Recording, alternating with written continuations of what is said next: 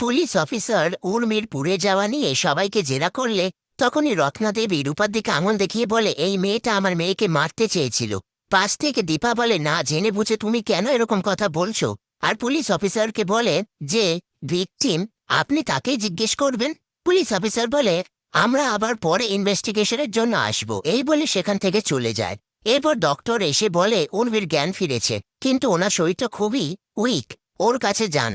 কথা শুনে সবাই উর্মির সাথে দেখা করতে আসে। তারপর রত্নাদেবী উর্মির অবস্থা দেখে সমানে কাঁদতে থাকে। এরপর দীপা খেয়াল করে যে রূপা কেবিনে নেই। সেটা দেখে সূর্য আর দীপা বাইরে এসে রূপাকে খুঁজতে থাকলে পাশ থেকে দীপ বলে, দিদি ভাই বাইরে চলে গেছে।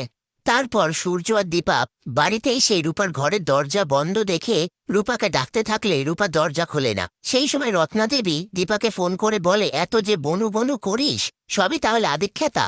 দীপা বলে, আমি এক্ষুনি আসছি, এই বলে ফোনটা রেখে দেয়। এরপর রূপা দরজা খুলে সূর্যকে বলে, আমি এ কাজ করিনি। সূর্য বলে, আমি তোর পাশে সবসময় আছি। এদিকে দীপা হসপিটালে এসে উর্মিকে বলে, তুই রূপাকে ভুল বুঝিস না। উর্মি বলে, এত কিছুর মধ্যে পুজোটাই হলো না। দীপা বলে, তুই বাড়িতে ফিরলেই আবার পুজো হবে। উর্মি বলে, আমি আর কোনোদিনও র্যাম্পে হাঁটতে পারবো না। দীপা বলে, কেন পারবি না? ওটাই তোর জায়গা। উর্মি বলে, আয়নাটা দিবি, আমি আমার মুখটা দেখব। কথা শুনে দীপা উর্মিকে আয়না দিতে চায় না, আর কথাটা এড়িয়ে যায়। তারপর দীপা বলে, তুই একটু রেস্ট নে, এই বলে গান গেয়ে উর্মিকে ঘুম পাড়িয়ে দেয়। ওদিকে রূপা সূর্যকে বলে, কাকিয়া কবে ফিরবে? সূর্য বলে, কালকেই।